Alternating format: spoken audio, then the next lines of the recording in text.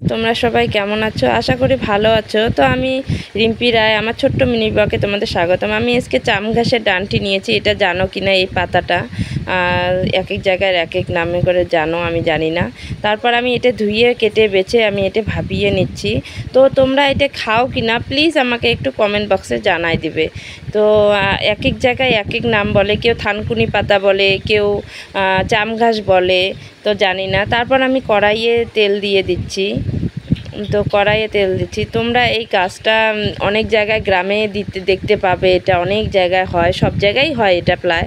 তো টাউনে হয় কিনা জানি না, কিন্তু আমাদের গ্রামগঞ্জে তো অনেক হয় এটা। তারপর আমি জিরা ফোড়ন দিয়ে দিলাম। আমাদের এখানে অনেক হয়েছে, তো আমার আজকে ইচ্ছা গেল আমি আজকে এটার একটা রেসিপি আপনাদের সামনে একটু তুলে ধরবো, তার জন্য আমি এটা নিয়েছি। এটা ডাঁঠিটা করেছি আজকে, পাতাটা বাটা খাওয়া যায়। তারপর আমি টমেটো দিয়ে দিলাম, দেখো টমেটো দিয়ে আমি এটা নেড়ে নিচ্ছি। তারপর রসুন বাটা দিয়ে দিলাম। তোমরা আমাদের গ্রামে অনেকজনেই খায়, কিন্তু পাতাটা বাটা খায়, কিন্তু ডাঁটিটা খায় কিনা জানি না।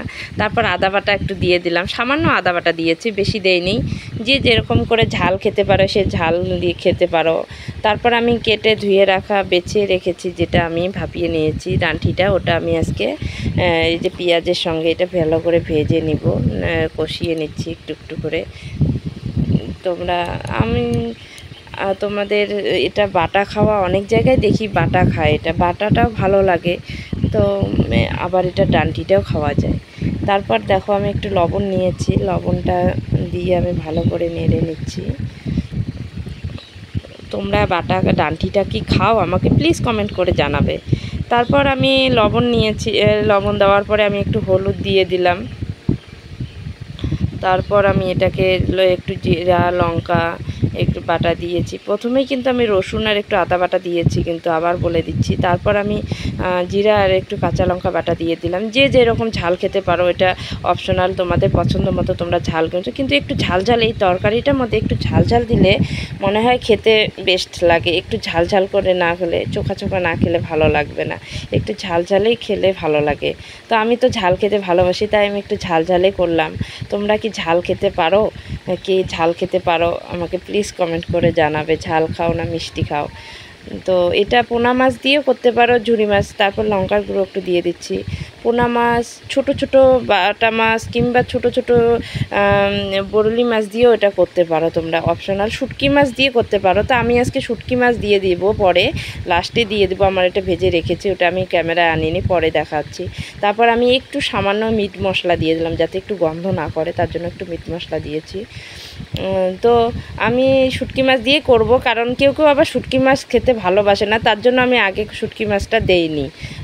তা তোমরা নামিয়ে নিয়ে শুটকি মাছ যারা যারা খাও, তারপর নামিয়ে নিয়ে শুটকি মাছ দিয়ে এটা করতে পারো।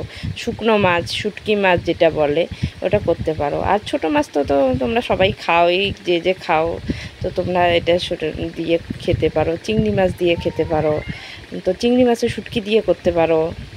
অনেক কিছু, মানে এক একজনে এক এক রকম ভালোবাসে আর কি খেতে। মুখরোচক, এটা হচ্ছে চটপটা, কিন্তু খেতে অসাধারণ। তোমরা যদি একবার খাও বলবে যে হ্যাঁ না খুব সুন্দর আর কি। তারপর আমি একটু জল ঢাকা দিয়ে দিয়েছিলাম। তারপর আমি এটা গরম মশলা দিয়ে এটা নামিয়ে, একটু পরে আমি এটা নামিয়ে নেব। আমার প্রায় হয়ে এসেছে। তোমরা তার মাঝখানে কিন্তু আমি জল অল্প দিয়েছি দেখেই। তারপরে যে আমি শুটকি মাছটা দিয়ে দিলাম, শুটকি মাছটা দিয়ে আমি একটু নেড়ে চেড়ে এটা নামিয়ে নেব। তোমরা শুটকি মাছ যদি খেতে পারো তাহলে শুটকি মাছ দিতে পারো, না হলে এমনিই খেতে পারো। শুটকি মাছ ছাড়া খেতে পারো, মাছ ছাড়াও খেতে পারো। ওই জন্য আমি মাছটাকে পরেই দিলাম, আমি শুটকি মাছটাকে, কারণ অনেকজনে খায় না, তো ওই জন্য।